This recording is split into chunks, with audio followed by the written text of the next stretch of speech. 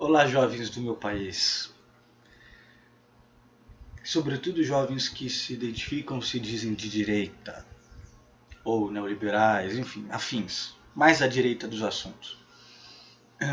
Ou jovens que estão à esquerda, ou se identificam, ou sabem, ou se dizem mesmo, autoproclamados de esquerda, mas que têm colegas, amigos, conhecidos de direita, ou não têm, mas diante de um debate ou qualquer coisa,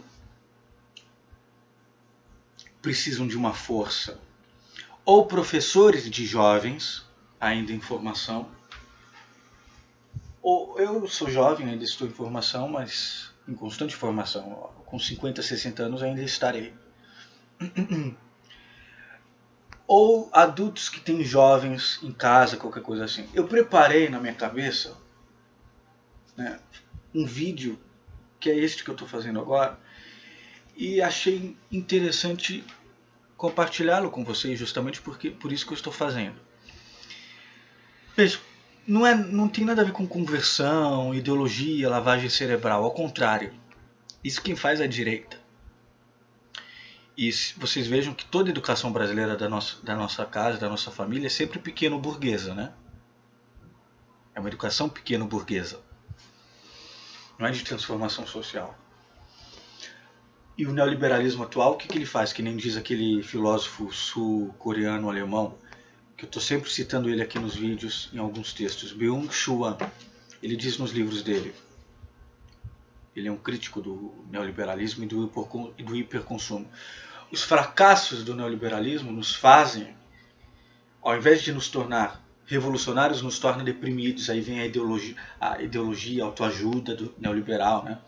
Não, a culpa é sua, você não fez isso certo. Como ter sucesso? Tem que fazer isso. Aí você pergunta pro coach, pro palestrante, por que você não fez isso e não teve sucesso? Acabou as palestras, as autoajudas, né? Bom, então, eu separei vários tipos de jovens de direita, identificados com a direita, neoliberais, etc., cristãos, etc., conservador, para trazer uma contra-argumentação forte, não aprofundada. Neste vídeo eu não vou aprofundar nada, quero fazer um vídeo rápido, para deixar a cabeça de vocês cheia de minhoca. Isto é, perturbar. Por que transformar jovens de direita em jovens de esquerda? É para fazer eles serem críticos, para fazer eles fazerem mais perguntas do que afirmações, para que eles adquiram ficarem perturbados a ponto de irem estudar. É esta a grande motivação deste vídeo. É o estudo. Como eu disse num vídeo passado, por que a esquerda é mais inteligente do que a direita? É simples. A direita quer manter o status quo, quer manter a ordem estabelecida das coisas. Quando há alguma ameaça disso, ela se torna autoritária. Então ela não precisa de estudo, ela precisa de aparato repressivo e de hierarquia. Elite, classe média, pobres.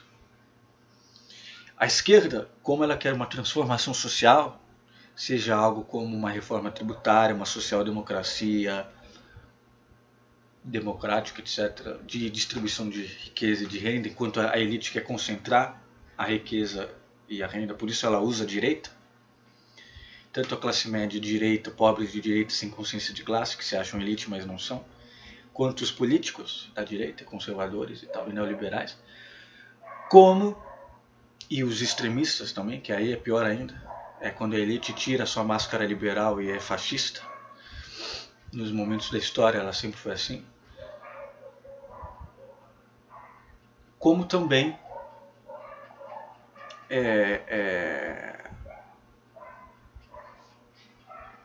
a esquerda, para essa transformação social, ela precisa de estudo.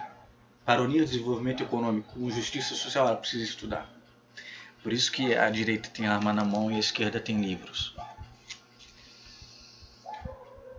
Veja, primeiro, a gente se torna de esquerda, ninguém nasce de esquerda.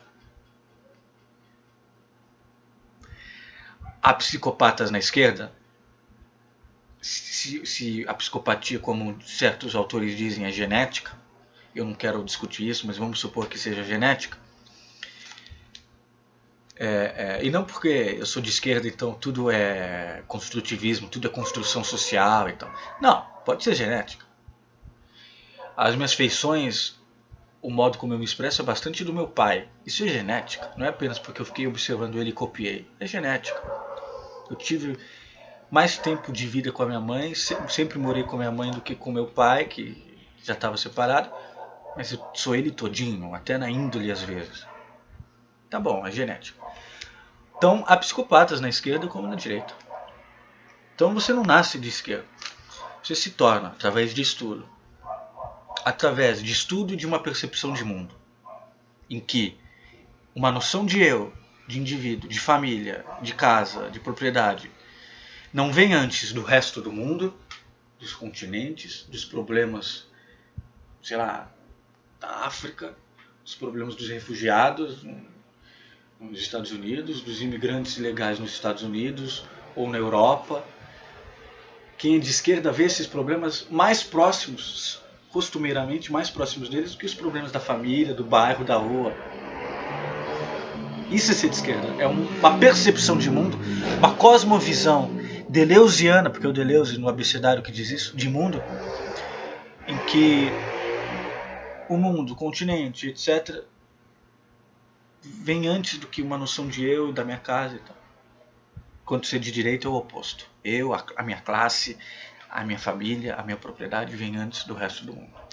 É uma percepção de mundo. Não é moralismo, não é porque são maus, não é comiseração, bom coração. Não, é uma percepção de mundo. Até porque bom coração e moral, a esquerda, a direita fundamentalista usa muito para fins baixos e pérfidos. Então não é isso.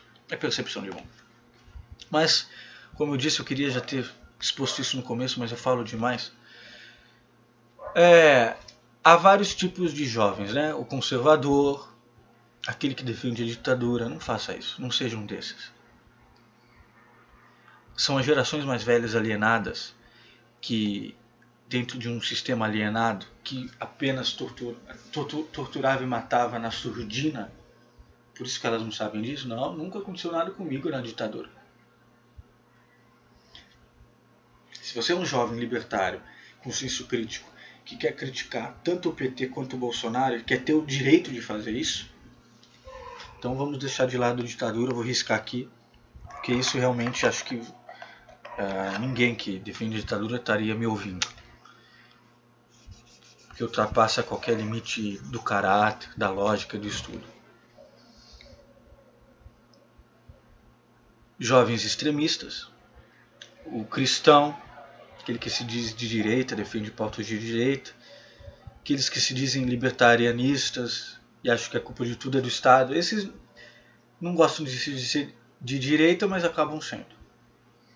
Porque não consideram políticas públicas importantes do Estado. Teoria neoliberal. Aqueles iludidos pela teoria neoliberal.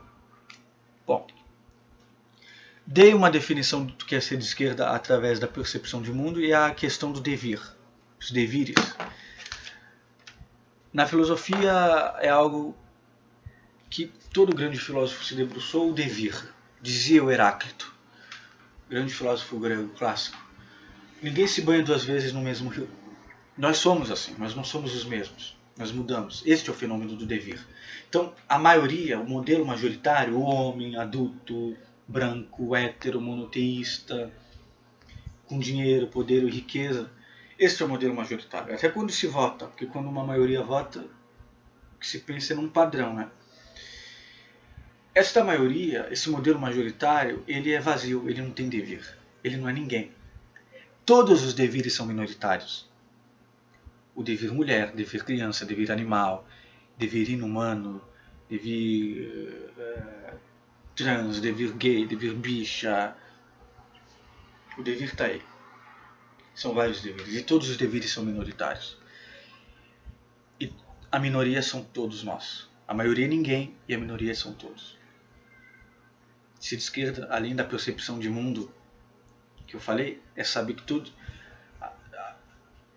que todos os deveres são minoritários, que o modelo majoritário é vazio e que todos nós somos minorias. Por quê? Ainda que haja gente que se identifique com essa maioria, com esse modelo majoritário, não é só maioria estatística, porque mulher é maioria estatística, mas não está neste modelo majoritário. E ela é atingida também por esse modelo majoritário. Tudo que escapa desse modelo majoritário é atingido e perseguido na sociedade. Todas essas características que eu falei, branco, hétero, homem, adulto, monoteísta. Tudo que não é isso, é outra coisa, escapa, é perseguido ou criticado. Só que isso é vazio, isso é um controle de poder e tal. Todos nós, todos os indivíduos, passamos pelo fenômeno de devir em algum momento. Então, ser de esquerda, além da percepção de mundo, é saber isso. Agora, o que eu diria para o conservador? São pílulas, assim, como eu disse, não vou me aprofundar, para vocês irem correndo atrás. Depois eu posso me aprofundar, até anoto todos esses pontos para explicá-los melhor.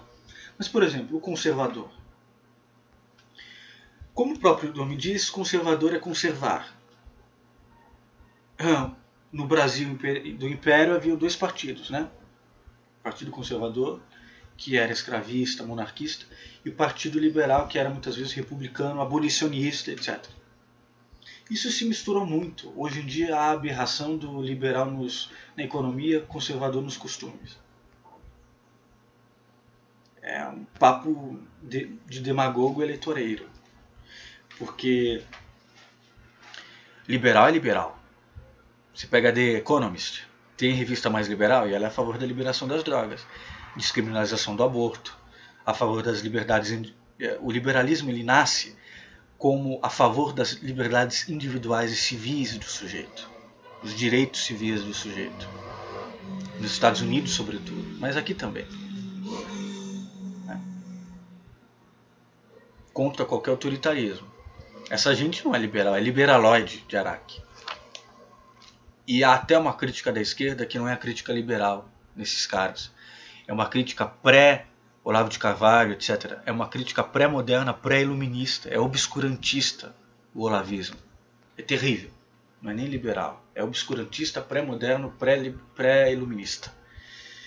Não é uma crítica liberal. E é terrível. E isso tem a ver com conservadorismo. Por quê? Jovem conservador, eu tenho até um colega alemão que se diz conservador, mas ele sabe bastante sobre a esquerda e ele considera vários pontos importantes. O jovem tem que ser revolucionário, sim.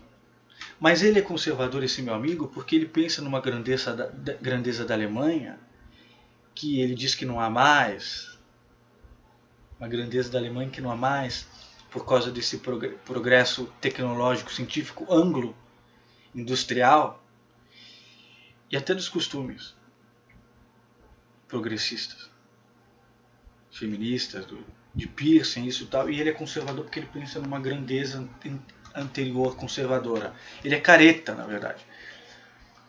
Então, o que é o conservador?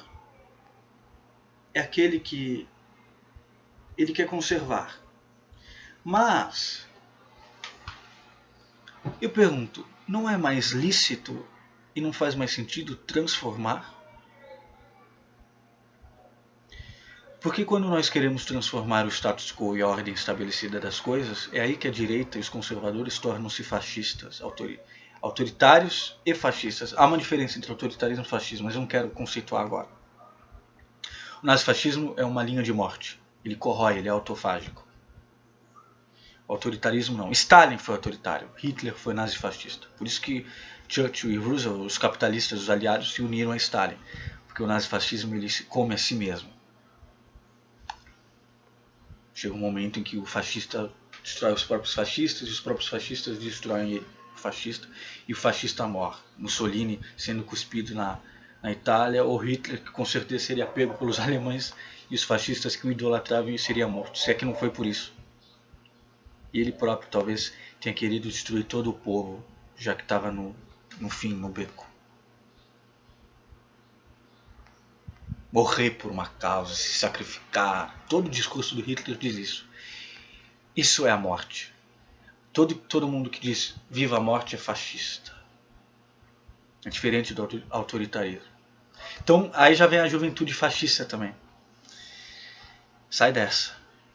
Pensa numa potência, numa ética da vida, de liberação da vida de si e do outro. Quando você libera o outro, liberta o outro, você está libertando si mesmo. Mas em relação ao conservador, vamos supor que não chega no nazifascismo, ele vai chegar no autoritarismo. Para manter o status quo e a ordem estabelecida das coisas, ele precisa do autoritarismo policial, etc.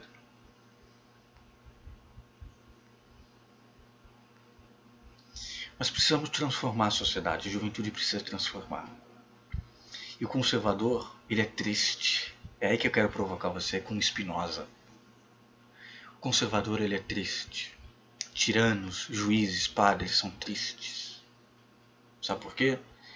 Porque eles tornam a própria potência de transformação e perseguem e querem tolir a potência dos outros. O conservador é triste e impotente.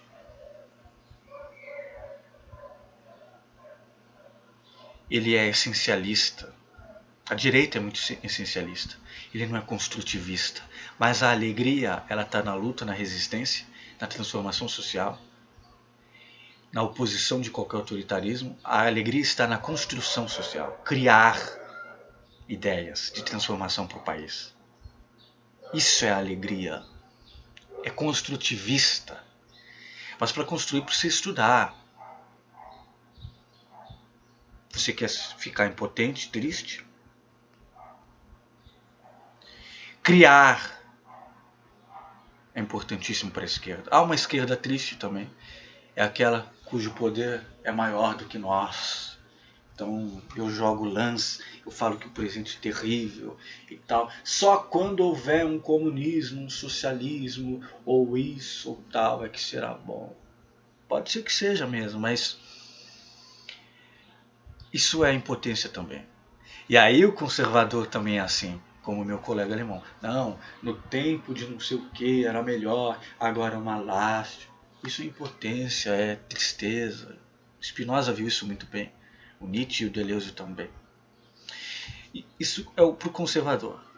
Criar, transformar, é isso que move. Tenta. Todo o seu ato de liberação e de construção e de construtivismo, ele é antifascista, ele é antirreacionário, ele pode ser até revolucionário dentro da sua área, e ele é anticonservador em relação ao conservadorismo dos seus pais, até às vezes dos seus professores.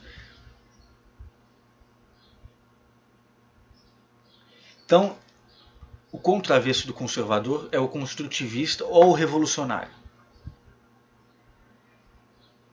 Você quer conservar a sociedade desigual do país? Ou você quer transformar através de ideias de revolução, de reformas políticas, sociais, econômicas, tributárias? Isso é a esquerda que está fazendo. E que tem o papel de fazer. Não vai ser essa direita aí. Em relação ao nazifascismo, isso é o conservador, o jovem conservador e o conservadorismo. Em relação ao nazifascismo, tem uma outra característica, além de ser da morte, é instigar o fascismo social, que é o que o Bolsonaro, o Mussolini e o Hitler faziam. Contra os adversários. Tem que prender os adversários, tem que lutar contra eles, vão metralhar a petralhada, a violência contra os vagabundos, contra os bandidos, um Estado que é máximo para ser policialista, autoritário e mínimo para tratar da desigualdade.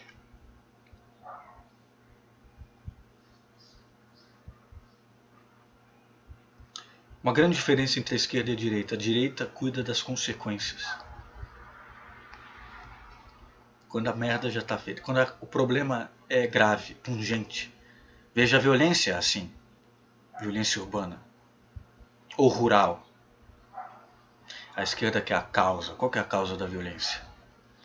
Então você quer ser burro ou você quer ser inteligente? O inteligente vai procurar a causa. Coitado dos burros. Mas é que o burro ele empaca, né? O animal burro empaca. Por isso que a gente chama de burro. Porque você empaca na consequência. Não, o cara é um ladrão, então tem que matar ele, tem que meter na prisão. Isso nunca resolveu em nenhum lugar do mundo. Os Estados Unidos é um país muito violento, tem a maior população carcerária do mundo. Eles abafam muito isso, mas tem séries e dados que comprovam. E documentários. E a maioria é negra, pobre. Quando você trata a pobreza, você trata consideravelmente a violência. O Atlas da Violência mostrou isso. Olha, a esquerda é inteligente.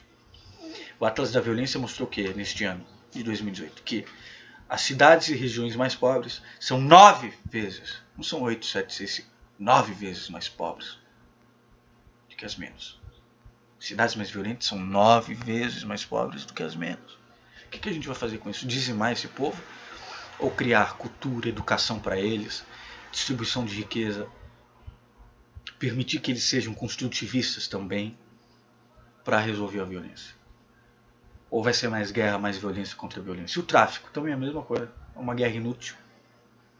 Ou a gente vai fazer como certos estados dos Estados Unidos, como o Canadá fez e como o Uruguai fizeram, de ir liberando maconha e outras drogas, com conscientização, propaganda, taxação, controle, que é isso que estrangula o tráfico. E aí esses traficantes serem resgatados para outro tipo de atividade benéfica. Então, tá vendo? Que lado você quer ir? É da transformação social que dá certo ou é de conservar do jeito que está? Conservar do jeito que está ou, o pior, ser de extrema direita, piorar a situação com mais violência? Então, conservador, nazifascista, extremista, eu já botei para escanteio. É que o extremismo e o nazifascismo, eles criam uma ilusão, uma coisa assim de liberdade, né?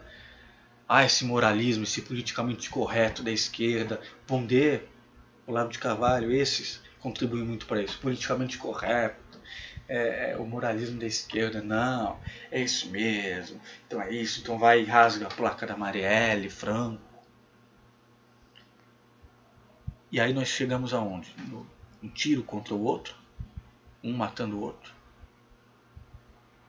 Aí não é transformação social e não é nem conservação social, é extremismo. Há uma diferença entre o conservador e o extremista. O extremista piora a situação. E o conservador conserva.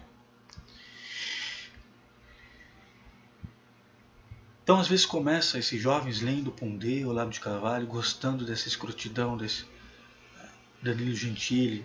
Não quero ser politicamente correto, esse moralismo, não, quero liberdade, quero isso, e é extremismo, mas é uma falsa liberdade, porque essa liberdade ela vai até o limite da lei, que você mata seus colegas, você vai preso e acabou a sua vida. Você entra numa igreja, numa escola e atira, e há um outro limite ainda mais terrível dependendo do governo, que é a bota que você lambia do ditador, que você lambia, nazifascista, é a bota que vai te esmagar uma hora. Porque o nazifascismo, como eu disse, e o extremismo, eles são autofágicos. Veja o Bolsonaro, extremista, e os filhos dele. Tem que viver blindados, porque instaram tanto a violência na sociedade, que eles próprios têm medo da violência agora. Não é qualquer violência, não é de um assalto. É violência especificadamente contra eles. Contra a violência deles, é violência contra a violência. O nazifascismo é terrível. Bom, não vou me prolongar nisso. Não é mais fácil ser inteligente, procurar as causas dos problemas da violência, da desigualdade e tratar deles com inteligência? Então o conservador ele é impotente e o extremista vai numa falsa liberdade e numa falsa potência, que na verdade é uma potência de morte, é uma pulsão de morte, não é de mais vida para mim e para o outro. O cristão. O jovem cristão precisa ler, eu anotei aqui, o jovem cristão precisa ler o parágrafo 47 do livro do Nietzsche, Crepúsculo dos Ídolos. E tem que ler também este livro aqui.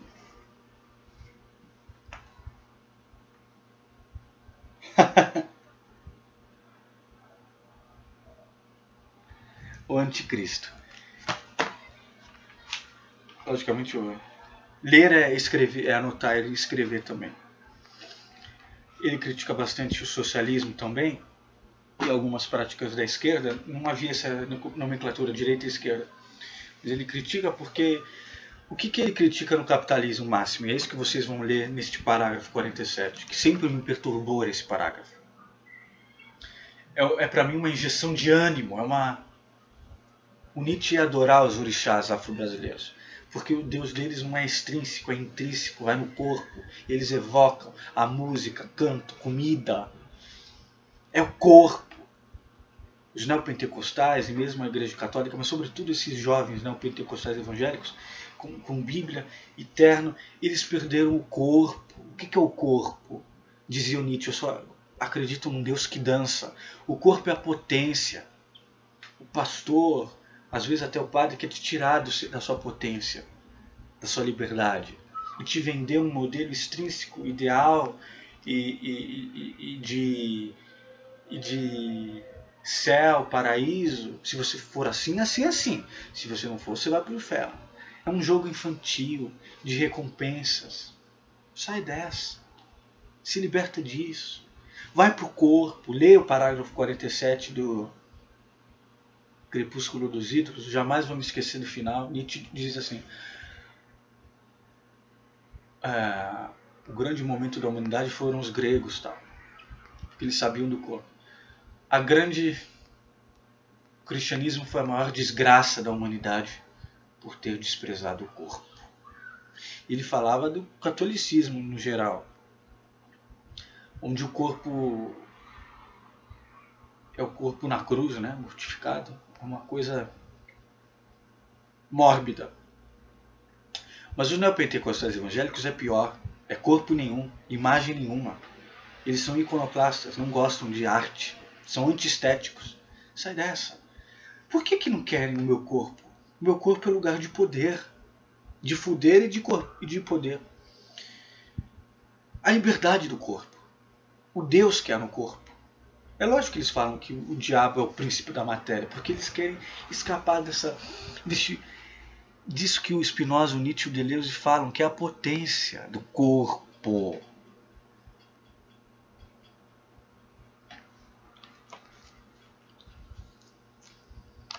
E o Nietzsche diz, tudo isso é decadência. É isso que ele critica no socialismo da época dele, mesmo no anarquismo. Falar que agora está ruim, porque tem doença, tem miséria. Quando houver um socialismo, um anarquismo, quando o Estado for assim, quando formos assim, é que vai estar bom. Pronto, já te tirou do seu agora, do seu corpo. E Nietzsche diz, não. Por isso que ele critica tanto a modernidade. Tudo isso é coisa da modernidade, que se apropriou deste cristianismo, desse platonismo, antes do cristianismo, porque o cristianismo medieval se apropria também do platonismo. O que é o amor platônico? É isso. É aquele que não se presentifica. Ele é no mundo das ideias, como diria Sócrates e Platão. Tudo aqui, meus livros, isso, tal, é tudo cópia. A essência, a realidade disso tudo está no mundo das ideias. Pronto, já foi para o limite do subjetivo, já não é mais aqui, já somos decadentes, já estou separado do que posso. O meu desejo, então, é freudiano, é platônico, quer dizer, eu desejo algo que está fora, eu tenho uma falta, um buraco, e desejo algo que está fora. Eu preciso desse buraco para me... E aí que entra o padre. Todo padre é hedonista, todo pastor é hedonista.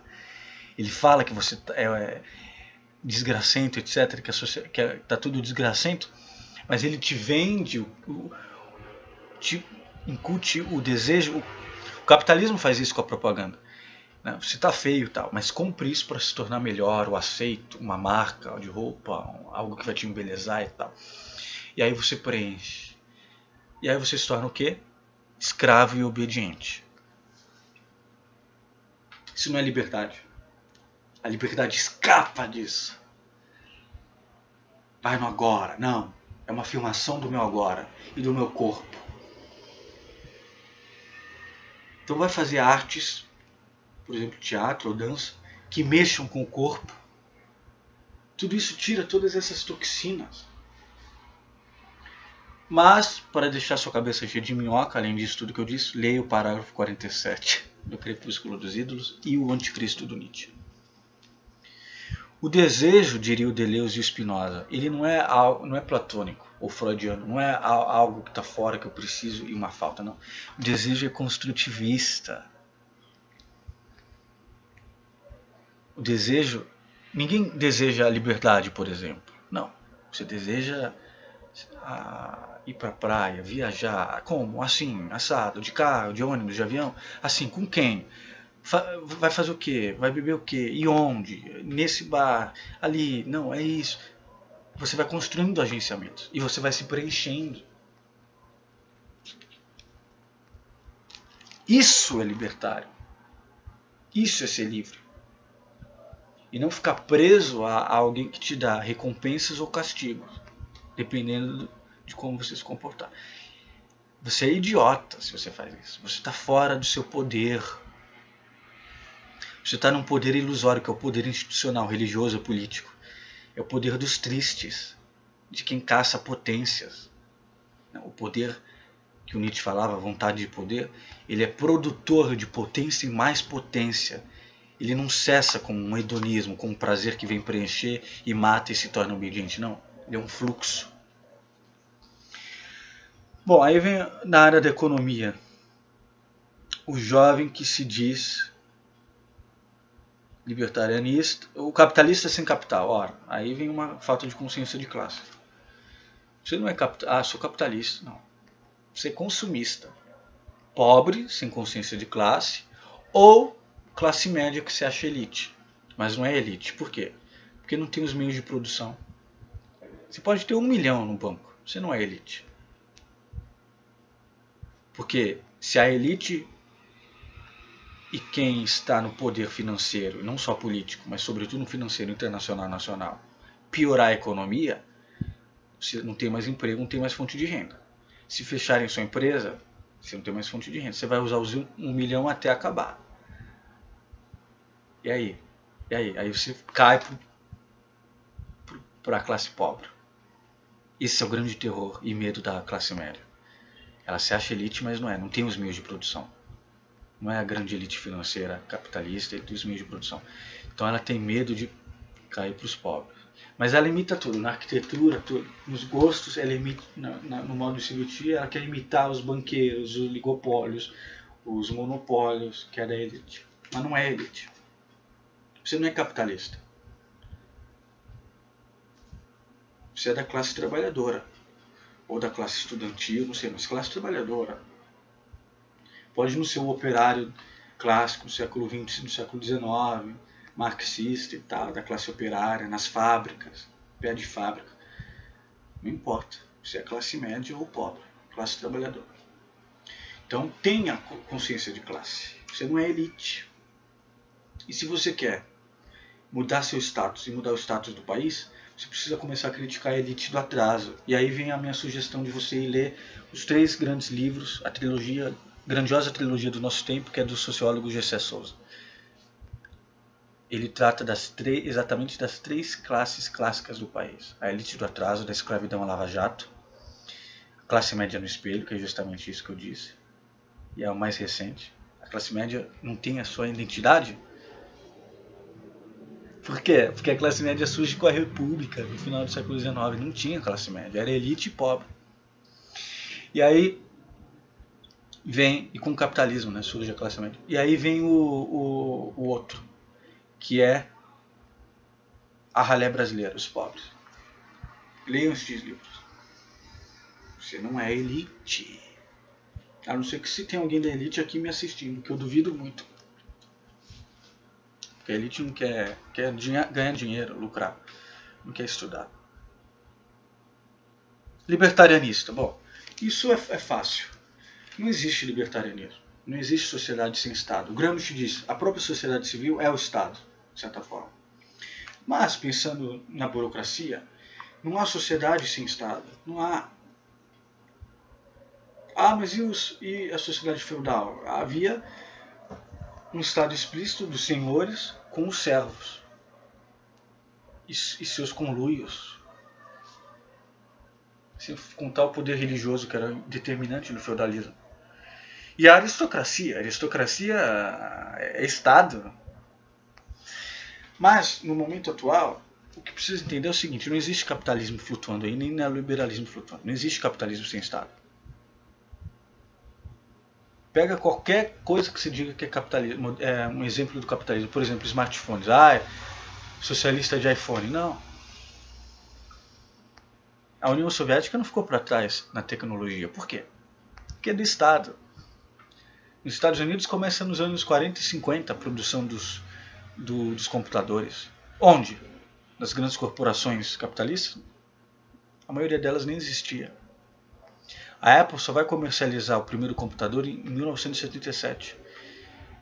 Quase 30 anos depois, em que, por exemplo, no Instituto de Massachusetts e nos laboratórios militares e científicos subsidiados com o governo, com o dinheiro dos contribuintes e com um maciço investimento em ciência e tecnologia por parte do governo americano, do Estado, portanto,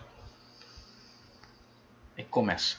Só depois isso é doado, dinheiro dos contribuintes, todo investimento em ciência e tecnologia é doado para as grandes corporações que comercializam, não produzem, não criam. A mesma coisa com os smartphones. Toda a tecnologia high-tech, ela surge de laboratórios científicos em relação à informação, teoria da informação, ciência da informação e militares. O GPS vem da Marinha, por exemplo.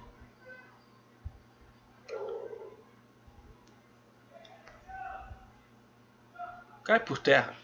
Na verdade, esse libertarianismo, ele quer, como todo o resto que eu estou falando, ele quer te iludir, vender uma cortina de fumaça, com um falso sensação de liberdade. É mentira. Adquira consciência de classe. Eu vejo libertarianista que é de família pobre. Querem que você continue assim, achando que é isso.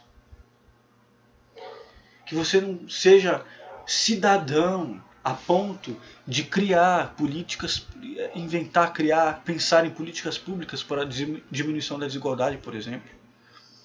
E saber da importância da social-democracia, saber de preceitos socialistas até. Não querem. Querem que você ache que haja um capitalismo flutuando aí. Meu amigo, para o capitalismo funcionar é preciso o Estado. O que é o Estado em termos concretos? Como que a gente fala que um Estado é menor ou maior, entre aspas? Que isso não existe também. Veja, o Estado mínimo, na verdade, ele é máximo na monopolização do capital e no autoritarismo. Não há Estado mínimo. E ele é máximo porque o orçamento inclui-se no orçamento o quê? O setor privado, o grande setor privado sobretudo, não é o lojista, o microempresário, tal, você, eu. Os banqueiros e o setor financeiro. O orçamento do Estado, tá bom? Neoliberalismo é isso. Então o que há? Há aquilo que o Chomsky diz. Capitalismo de Estado, é isso? Ou Estados capitalistas. É isso que existe. Sem Estado, o capitalismo morre em um dia. Ou menos até. Não há como. Sem contar as leis produzidas e os decretos produzidos para que funcione o setor privado, os bancos, toda a elite financeira, o capitalismo.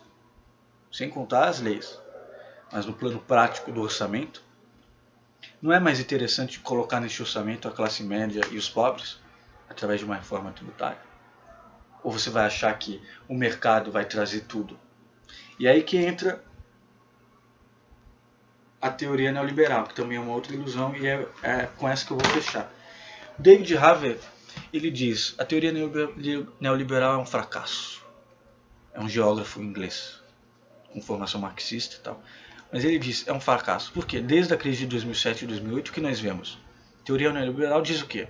Que se nós deixarmos tudo na mão do mercado, vai ser ótimo. As pessoas terão como vender, nós vamos comprar, tal, as pessoas vão competir. Mas não é isso. Uma hora chega o top dos tops, o pica das galáxias, o fodão, e compra. Todos esses competiam. O que é isso, comprar tudo? É monopolizar o capital. A mínima regulação garante a máxima monopolização do capital, que nem diz o Paul Virilio. O que é esse comprar tudo, além da monopolização do capital? Não tem competição nada. É a fusão e a aquisição que o Wall Street, os investidores de Wall Street adoram. Comprar e adquirir. Para quê? Concentrar mais poder e riqueza.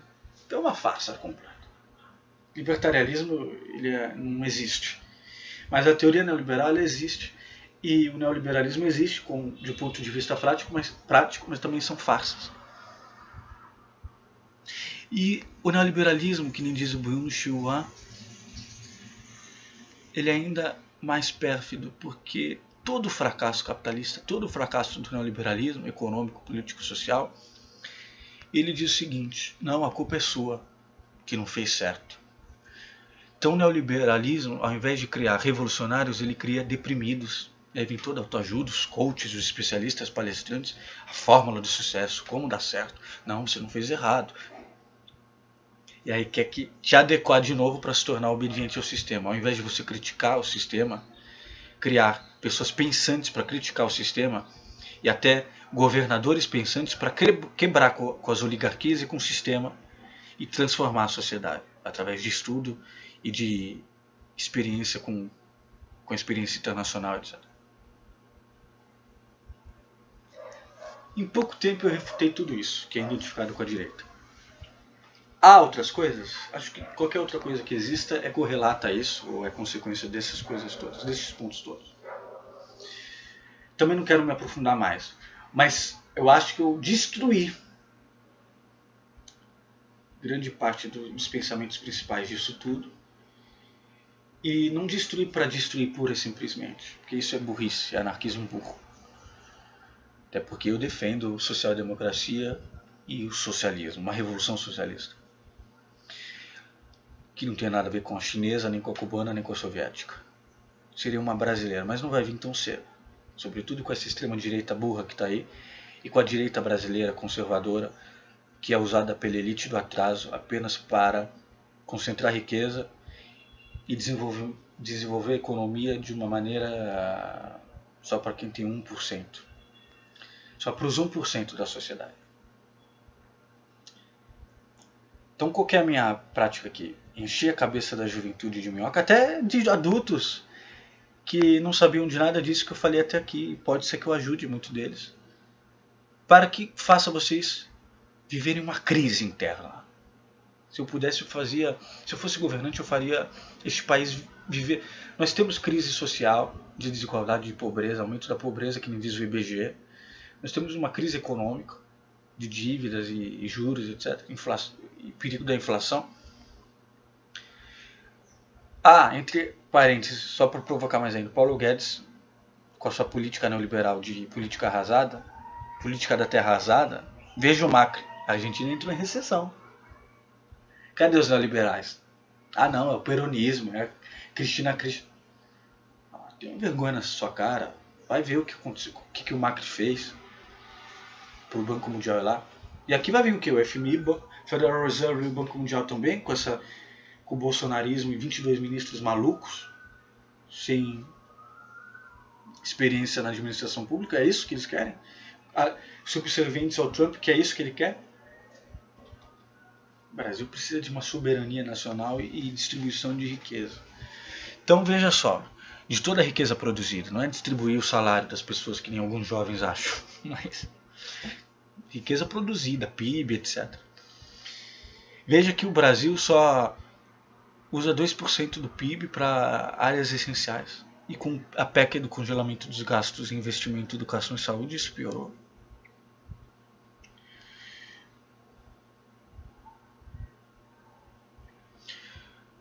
Bom, então o Paulo Guedes, nossa conta de 3, não é 3, acho que é mais, na conta de trilhões.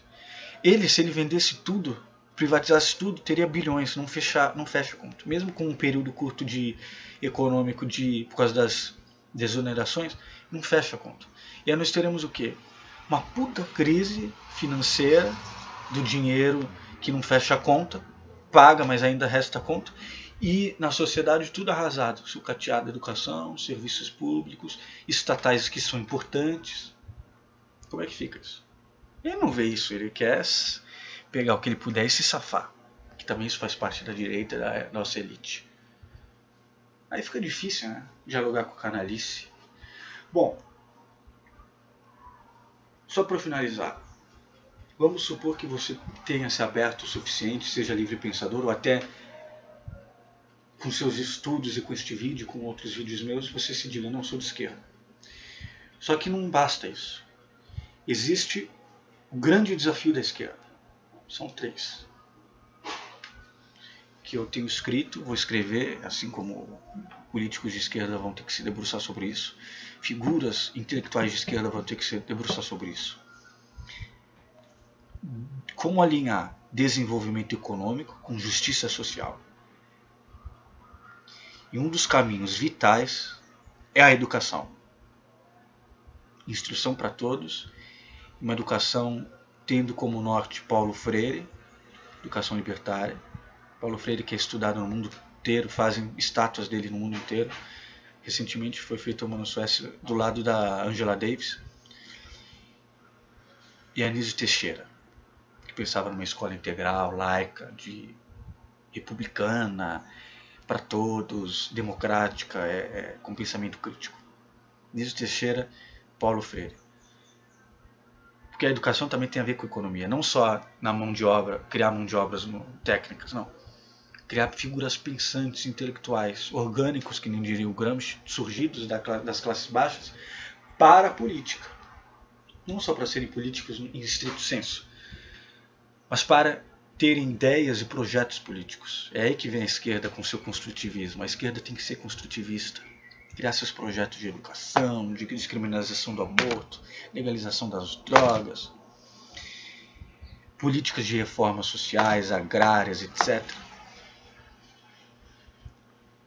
Como eu disse antes, não resolve a violência urbana, nem a arma, o armamentismo não resolve a violência urbana, nem a questão rural. A urbana eu já falei, que é a desigualdade, diminuir a pobreza. A rural é a reforma agrária. Não adianta você dar trabuco, por exemplo, arma para fazendeiros metralharem coisas, os ruralistas acabarem com as reservas ambientais indígenas. Não. Você precisa da terra. Há terra suficiente neste país. Vamos ser generosos, solidários. Há abundância neste país. A natureza é abundante. Já que a direita gosta tanto de falar que não é natural ser homossexual nem bissexual. O capitalismo faz parte da natureza humana de produzir e a heteronormatividade tem a ver com genes e a natureza. Não. A homossexualidade e a bissexualidade são encontradas em todas as espécies. O capitalismo não é natural, da forma como nós conhecemos. A produção pode ser natural, mas produção é algo que é um conceito marxista. E é uma análise marxista, a produção. Aí que vem os meios da produção. E uma revolução socialista que tome os meios da produção numa sociedade de capitalismo avançado, rica. Depois vem o comunismo. Então eu já fiz um vídeo diferenciando o socialismo e o comunismo. E a social-democracia e o neoliberalismo. Já fiz vídeo sobre isso, procure. Não. Produção, até aceito que seja da natureza humana produzir, embora hajam humanos improdutivos e a elite é improdutiva e o neoliberalismo não privilegia as áreas produtivas. É preciso da terra. A natureza é abundante. O capitalismo, ele é uma construção social. É possível fazer diferente. A selvageria, a capitalismo selvagem faz parte da natureza. Não. A natureza é abundante para todos. Para a zebra e para o leão que come a zebra. E para o vírus que mata o leão. E nós não estamos no topo da cadeia alimentar coisíssima nenhuma. O vírus é o grande predador do ser humano. Sem contar as doenças. Câncer, etc. Os vírus são os nossos grandes predadores. Mas ao mesmo tempo, nesta acerba e complexa natureza, que muitas vezes nos parece cruel, com suas catástrofes, grande parte delas causadas por causa do impacto das indústrias, não minha não, mas dos industriais, da elite irresponsável, veja Samarco, Mariana, é tudo construção social. Mas ao mesmo tempo, a natureza é abundante para todos. Então é possível. Porque esquerda e direita é uma dicotomia moderna, os termos. Mas que nem diz o Mujica, grande presidente uruguaio, a honestidade. Honestidade não, a generosidade, a solidariedade. E o extremismo, conservadorismo, a avareza, etc., elas existem desde que o mundo é mundo. Então, se você quer começar a ser de esquerda e tal, começa a construir textos, ler e a criar grupos efetivos, práticos com a sociedade de conscientização e educação e projetos de país, de Estado, não só de governinhos com seus nomes passageiros, de Estado a médio e longo prazo para alinhar desenvolvimento econômico do país, sair desse terceiro mundo, mas com justiça social, que é assim que ele sai que a gente vai sair do terceiro mundo. Justiça social, distribuição de riqueza com desenvolvimento econômico. No bojo disso, a educação, tendo como norte o libertário Paulo Freire, que falava em marchas, em reivindicações contra a opressão e o oprimido, o opressor, etc. E o Anísio Teixeira, que tinha grandes projetos da educação crítica, laica e republicana, mas completa, com um ensino completo. É isso, gente. Farei outros vídeos, senão eu fico aqui o dia todo. Acho que eu deixei bem claro o meu posicionamento e refutei muita coisa. É uma destruição de vários valores típicos da direita. E eu até aconselho que vocês procurem um livro que só deve ter em sebo, porque é um ensaio que virou livro em 1967 da Simone de Beauvoir. O pensamento de direita hoje, ela critica tudo isso que eu falei, mas nos anos 40, 50 ela faz isso.